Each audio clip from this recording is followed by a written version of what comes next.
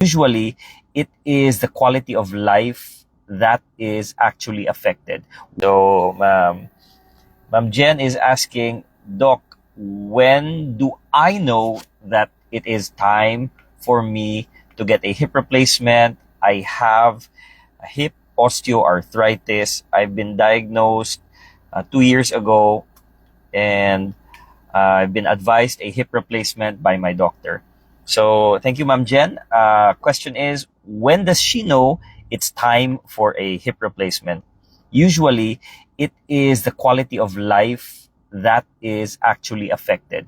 When your quality of life is no longer the same, you are unable to do the things that you love, you're always in pain, that may be a sign that it is time for your hip replacement.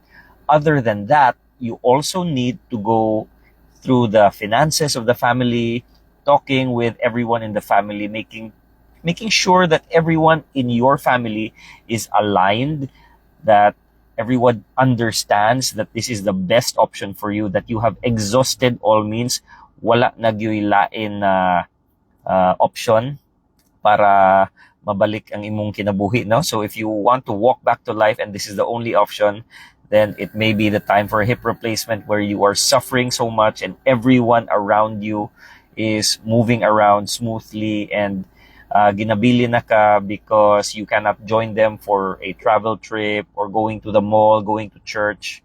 That's quality of life. So number one is quality of life, alignment with the family, checking your finances if everything is okay, because that's a big thing here. Also, you want to be emotionally prepared. Some patients, like the other day, are in denial that they have a hip problem.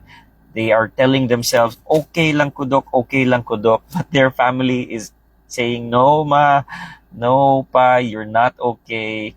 You're always in pain. And sometimes that is the time that you're ready. You know you're ready when you're no longer in denial that you need the surgery. You're no longer in denial that you are in pain.